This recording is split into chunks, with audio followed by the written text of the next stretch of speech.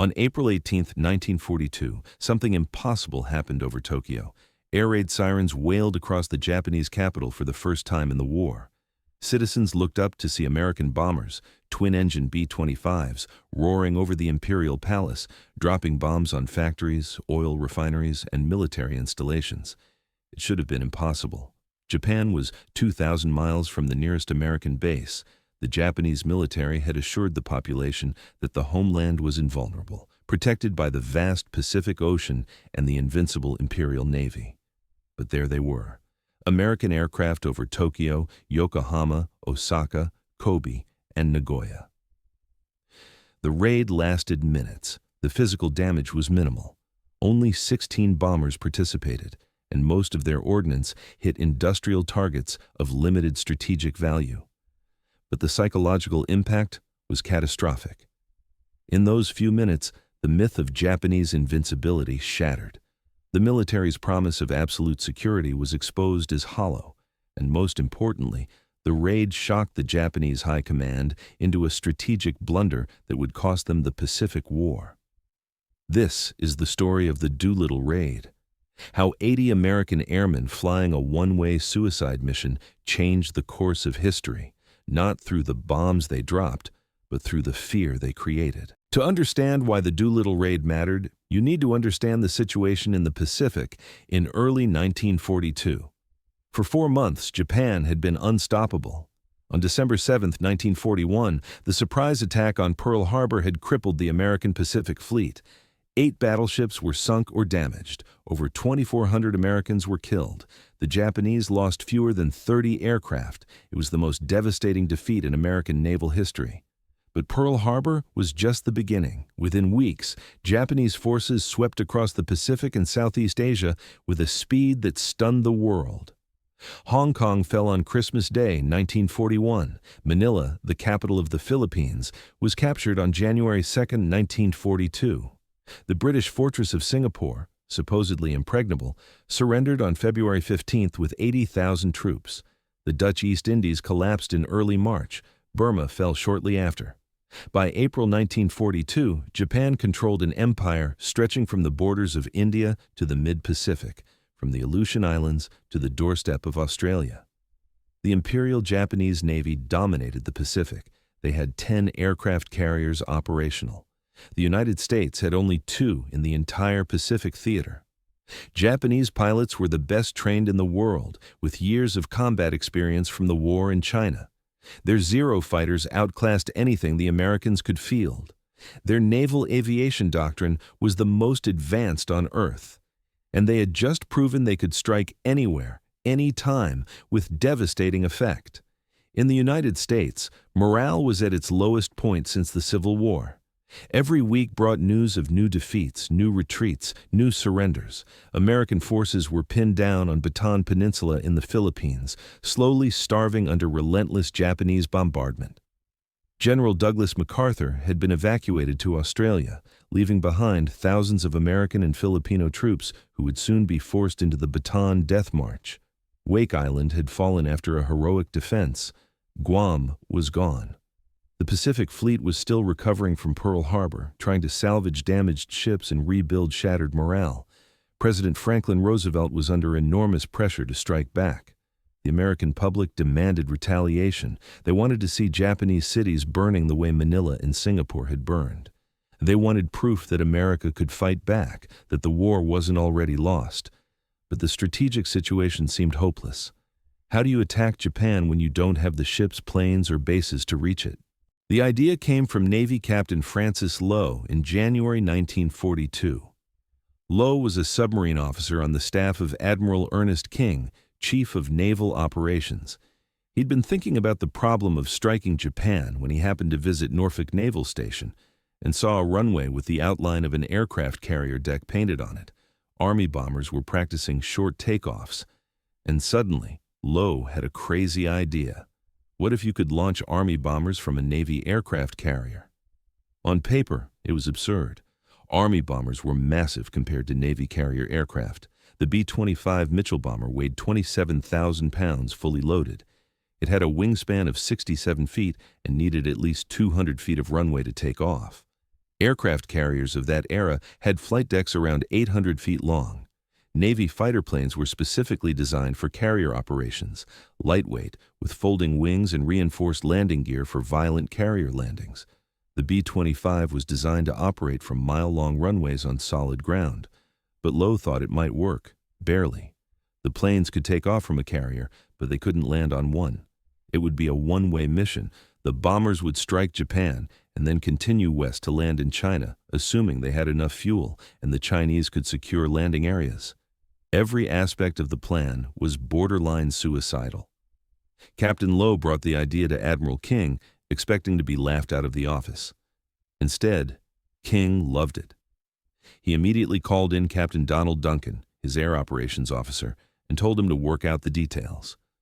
Could Army bombers actually take off from a carrier deck? How much fuel could they carry? What range could they achieve? How would you coordinate with the Chinese? Where would the carrier task force have to position itself? Duncan did the calculations and concluded it was theoretically possible, just barely. The bombers would need to be modified to carry extra fuel tanks. They'd need to be stripped of every unnecessary pound of weight. The pilots would need to practice short field takeoffs until they could do it in their sleep.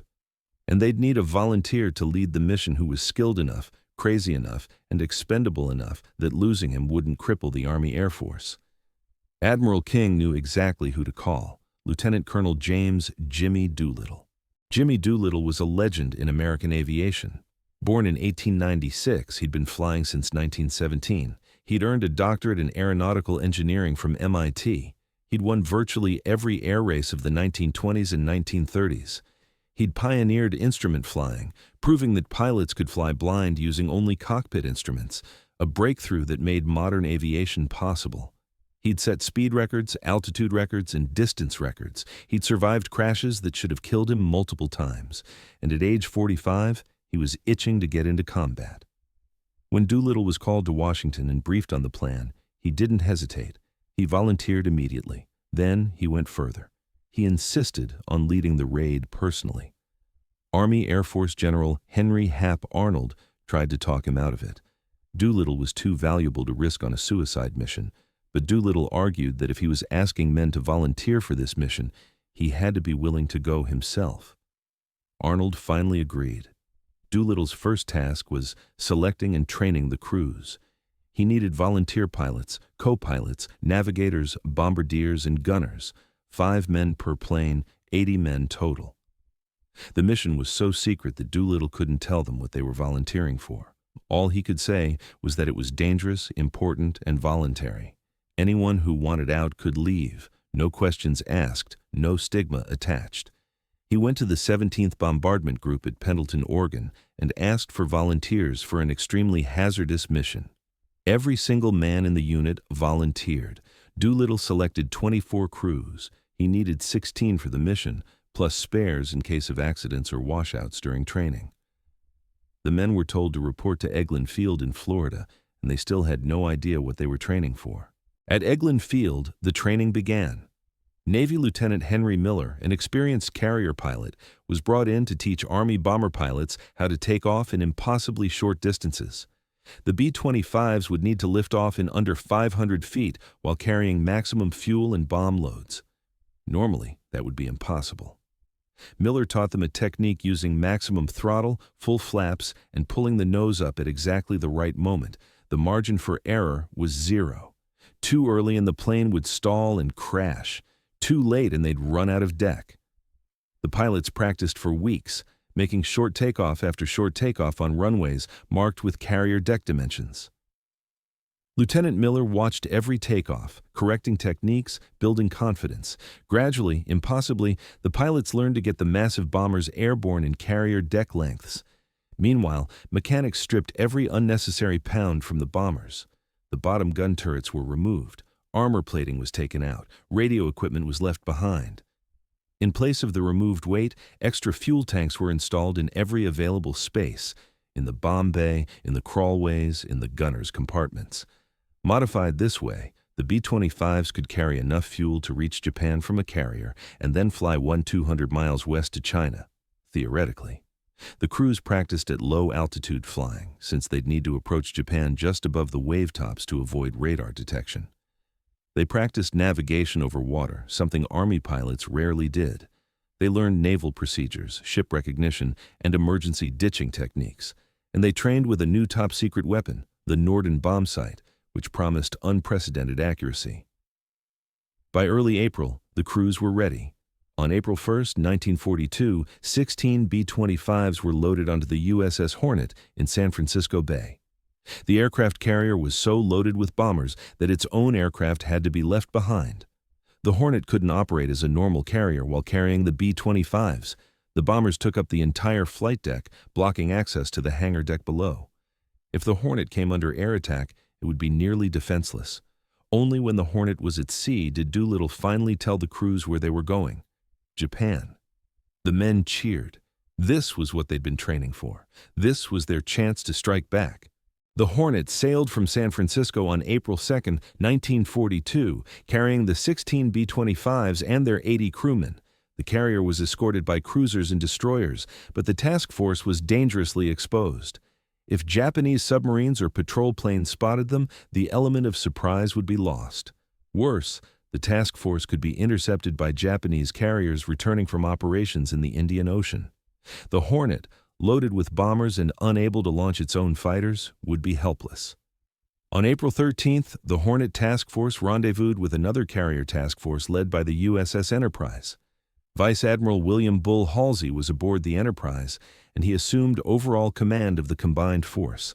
Halsey's orders were simple: get Doolittle's raiders within 400 miles of Japan, launch them, and get out. The Navy was not to engage the Japanese fleet if it could be avoided. The carriers were too valuable to risk in a surface battle. The plan called for the bombers to launch on the evening of April 19th, just before dark. They would hit Tokyo and other cities at night, then fly west through darkness to land in China at dawn. Night bombing would reduce the accuracy of their attacks, but it would also reduce the risk of interception. Japanese night fighter capability was minimal. As the task force steamed west toward Japan, tension mounted.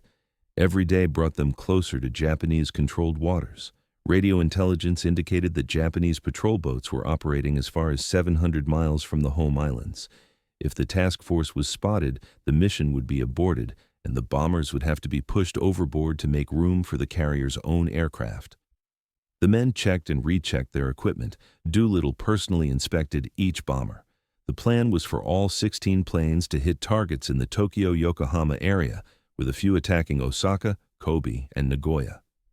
Each plane carried 4 500-pound bombs, 3 high-explosive, and 1 bundle of incendiaries. The targets were primarily military: aircraft factories, naval facilities, oil refineries, steel mills. But the psychological impact of simply hitting Japan was more important than the physical damage. At dawn on April 18th, the task force was still 650 miles from Japan, farther out than planned. The Enterprise's radar picked up a Japanese patrol boat, the Nitto Maru. The cruiser USS Nashville closed in and sank it with gunfire, but not before the patrol boat had transmitted a warning. The task force had been spotted. Admiral Halsey made the decision immediately: launch now. The element of surprise was compromised. Japanese fighters would be scrambled. Naval units would be dispatched to intercept the carriers. The bombers had to launch immediately, even though they were 200 miles farther from Japan than planned. That extra distance meant most planes wouldn't have enough fuel to reach the designated landing areas in China. But there was no choice. On the Hornet's deck, confusion reigned for a few minutes before discipline took over. Sailors rushed to prepare the bombers for immediate launch. The sea was rough, with the Hornet's bow rising and falling 60 feet in the heavy swells. The wind was blowing at 30 knots. Launching Army bombers from a carrier in calm seas was dangerous enough. Launching in these conditions was madness. Lieutenant Colonel Doolittle's bomber was positioned first on the flight deck. His left wing hung out over the edge of the deck, with nothing but ocean below. The deck officer would give him the signal when the ship's bow was rising on a wave, giving him maximum lift. Doolittle ran his engines up to full power, released the brakes, and thundered down the deck. The fully loaded B-25 staggered into the air with only feet to spare. One by one, the other 15 bombers followed. It took over an hour to launch all 16 aircraft. Not a single plane crashed on takeoff, a miracle of skill and luck. The bombers formed up loosely and headed west toward Japan at low altitude. They would arrive over target in the middle of the day, not at night as originally planned. They'd face maximum enemy fighter opposition, and most of them didn't have enough fuel to reach China. But they were going anyway. The Japanese were completely unprepared for the attack, despite the warning from the patrol boat. Japanese radar had detected the American carriers, but military planners dismissed the threat. American carrier planes had a maximum combat radius of perhaps 300 miles. The task force was 650 miles out, far beyond the range of any carrier aircraft, therefore, no attack was possible. The military relaxed. When air raid sirens began wailing over Tokyo at 12:15 p.m., most people assumed it was another drill. Japan had practiced air raid procedures, but no one really believed the home islands could be attacked. Children waved at the strange twin-engine bombers flying overhead. Some people thought they were Japanese aircraft on a training exercise. Then the bombs began to fall. Doolittle's plane was the first over Tokyo. His bombardier, Sergeant Fred Bramer, released 4 500-pound bombs on industrial targets in northern Tokyo. One bomb hit an aircraft factory, another struck a steel mill. The incendiaries started fires in a warehouse district. Other bombers followed minutes later, hitting power plants, oil storage tanks, military barracks, and shipyards. The Japanese finally scrambled their fighters, but the B-25s were already leaving. A few Japanese pilots managed to intercept the raiders and engage in brief combat, but the Americans were flying at treetop level, making them difficult targets. Zero fighters dove on the bombers but struggled to match the B-25's high-speed, low-altitude flight profile. Some bombers reported being hit by anti-aircraft fire, but all 16 escaped the Japanese home islands. In all, the raid lasted less than 30 minutes. 13 bombers hit Tokyo. 3 others struck Yokohama, Osaka, Kobe, and Nagoya. The physical damage was limited. About 50 people killed, a few buildings destroyed, some fires started. By military standards, it was negligible. Japan had been bombing Chinese cities for years, killing thousands in single raids. This American attack was barely a pinprick, but the psychological impact was devastating. After bombing their targets, the 16 B-25s turned west and headed for China, racing against their fuel gauges. The early launch meant most planes were flying on fumes. Night fell as they crossed the East China Sea. Weather deteriorated. Heavy clouds and rain reduced visibility to zero. The primitive navigation equipment of 1942 made finding specific airfields in China nearly impossible in darkness and bad weather. One by one, the bombers ran out of fuel. Doolittle's crew bailed out over China in the darkness, parachuting blind into the night. Doolittle himself landed in a rice paddy covered in manure. He was convinced the mission had been a complete failure.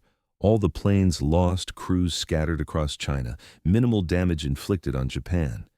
He expected to be court-martialed. Of the 16 bombers, 15 crashed in China or along the Chinese coast. One landed in Soviet territory near Vladivostok, where the crew was interned for over a year. Of the 80 raiders, 3 died in crashes or parachute landings. 8 were captured by Japanese forces occupying parts of China. The captured men were taken to Japan, imprisoned, tortured, and tried as war criminals. 3 were executed by firing squad. A 4th died of disease and starvation in prison. The remaining 4 survived brutal captivity until the end of the war. The Japanese treated them with savage cruelty, viewing the raid as a terror attack on civilians rather than a legitimate military operation. The other 69 raiders, including Doolittle, were rescued by Chinese civilians and nationalist Chinese guerrillas who helped them evade Japanese patrols. Over several weeks, most made their way to free China and eventually returned to the United States. They received heroes' welcomes. President Roosevelt personally decorated them. Doolittle, convinced he'd be court-martialed for losing all 16 planes, was instead promoted 2 ranks to brigadier general and awarded the Medal of Honor. But the price paid by the Chinese was horrific. Enraged by the raid and by Chinese assistance to the American airmen, Japanese forces launched a massive retaliation campaign. They destroyed the airfields where the raiders were supposed to land. They systematically massacred civilians in areas where the raiders had been sheltered. Estimates suggest that 250,000 Chinese civilians were killed in the Japanese reprisals, all in retaliation for a raid that killed perhaps 50 Japanese. The Doolittle Raid's true importance had nothing to do with the physical damage it inflicted. The strategic consequences unfolded over the following months and ultimately changed the course of the Pacific War. First, the raid shattered Japanese assumptions about their security. For months, the military had promised the public that Japan was invulnerable. The homeland was protected by thousands of miles of ocean and by the invincible combined fleet. American forces were reeling from defeat after defeat. They lacked the capability to threaten Japan itself. All of this was official doctrine.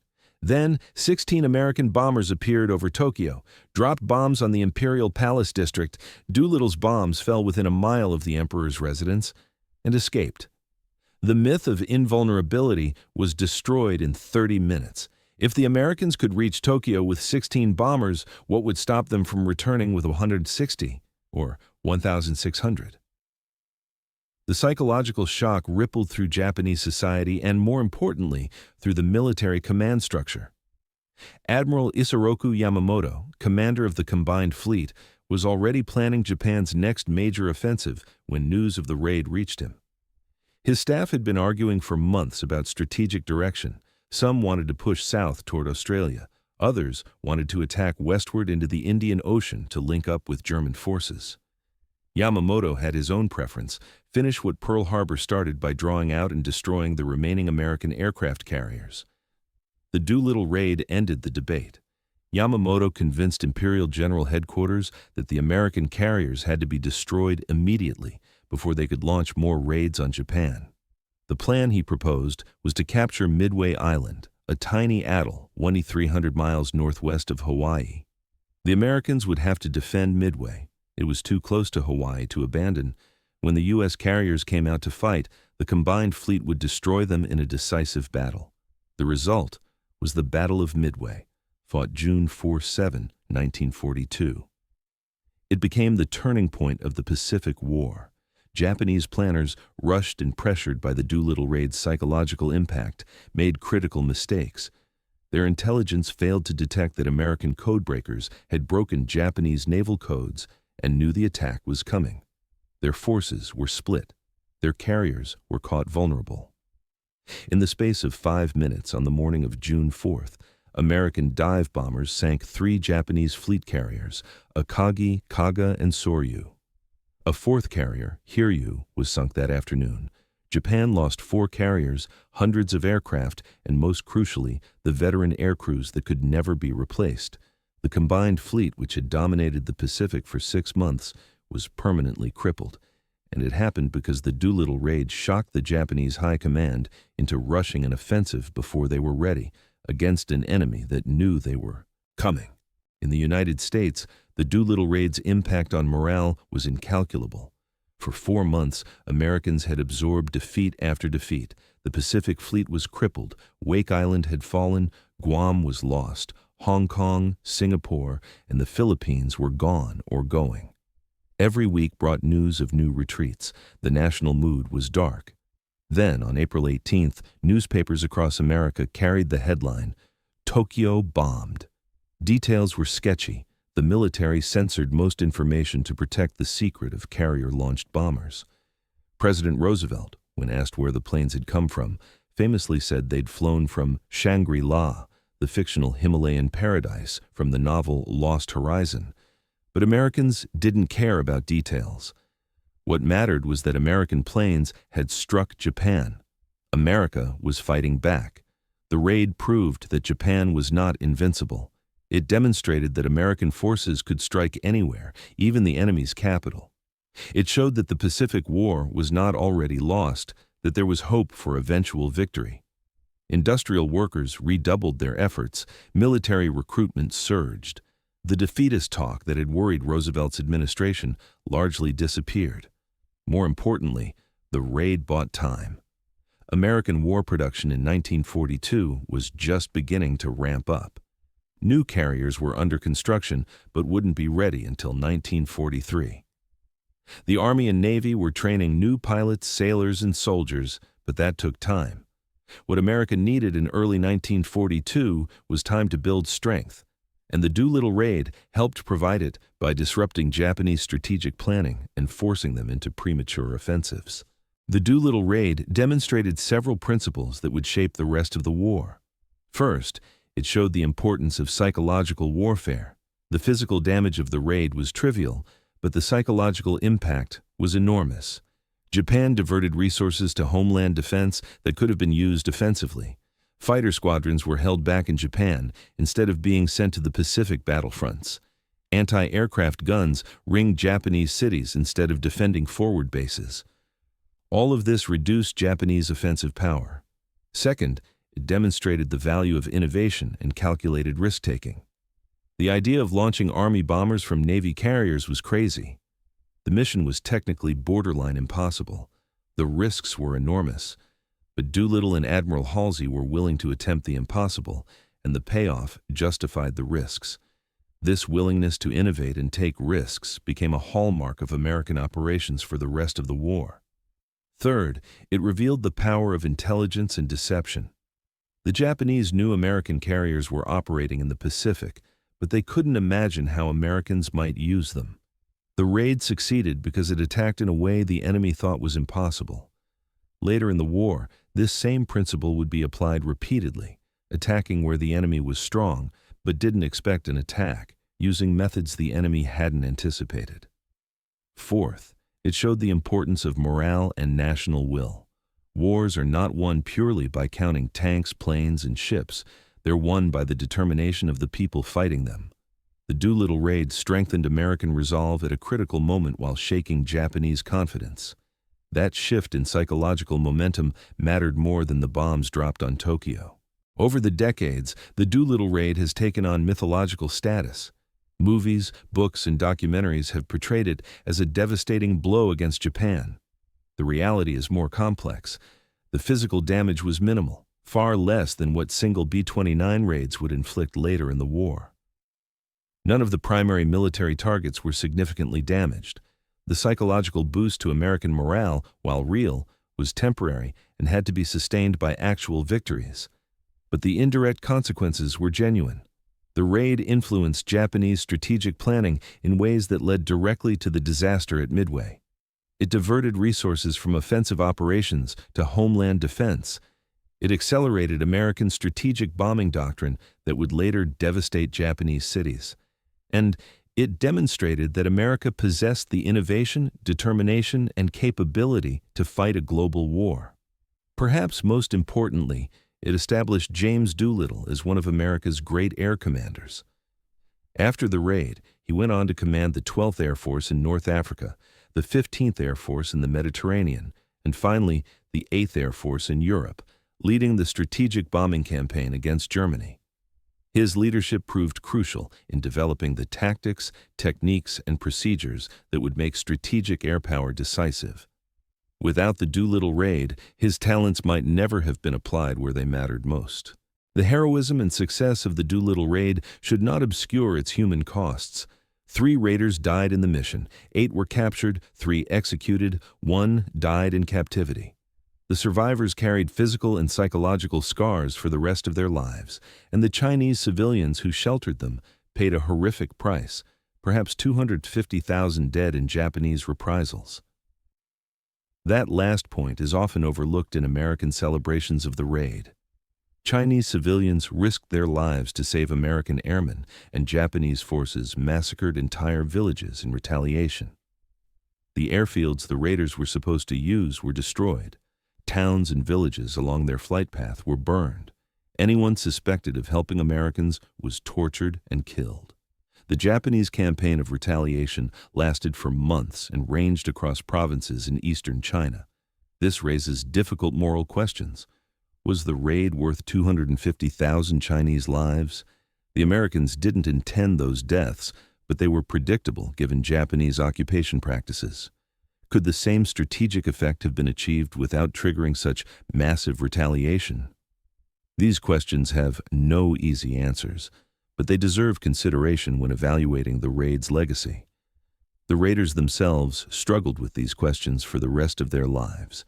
Doolittle in particular was haunted by the Chinese deaths. In his later years, he established relationships with Chinese officials and worked to honor the memory of those who died helping his men. The surviving raiders established the Doolittle Tokyo Raiders Association, which held reunions and preserved the memory of both their mission and those who helped them. What can we learn from the Doolittle Raid 8 decades later? Several lessons remain relevant. Innovation matters. The raid succeeded because someone asked, "What if?" and refused to accept that something was impossible just because it had never been done. That willingness to challenge assumptions and try new approaches remains crucial in any competitive endeavor. Psychological factors shape strategic outcomes. The raid's physical damage was negligible, but its psychological impact changed the war. Understanding how an enemy thinks, what they fear, and how they'll respond to unexpected shocks can be as important as material superiority. Leadership means accepting risk. Doolittle insisted on leading the mission personally. He didn't ask his men to take risks he wouldn't share. That kind of leadership builds trust and morale in ways that can't be quantified but matter enormously. Consequences extend beyond the immediate. The raid led to Midway, which led to Japan's decline, which shaped the entire course of the war. Actions have ripple effects that can't always be predicted, but should always be considered. Courage comes in many forms. The American airmen showed courage by flying their mission. The Chinese civilians showed courage by sheltering them. Both forms of courage mattered. Winning wars requires contributions from many people in many roles. The Doolittle Raid was not the decisive battle of the Pacific War. It didn't destroy Japanese industrial capacity. It didn't cripple the combined fleet. The physical damage it inflicted was trivial compared to what would come later. But it was the moment when the psychological tide turned. For months, Japan had been unstoppable, winning every battle, conquering every objective. The Doolittle Raid broke that spell. It proved that Japan could be hit, that America could fight back, that the war was not already decided. More importantly, it panicked the Japanese high command into a premature offensive at Midway that destroyed their carrier force and ended their strategic initiative. From that point forward, Japan was responding to American moves rather than making its own. The shift from offense to defense began on April 18, 1942, when Jimmy Doolittle's bombers appeared over Tokyo. 80 men flew 16 bombers on a one-way mission deep into enemy territory. They struck targets and escaped. Most survived. They became heroes. But their real achievement wasn't the bombs they dropped or the targets they hit. Their achievement was changing the enemy's strategic calculation at a critical moment, buying time for America to build strength, and proving that in war, psychological impact can matter as much as physical destruction. The Doolittle Raid shocked the Japanese into realizing that the Americans were only beginning to fight. And that realization, more than the bombs themselves, helped win the Pacific War. If this changed how you see World War II history, hit subscribe. There's a lot more to the story than what makes it into the textbooks, and I'll show you where to look.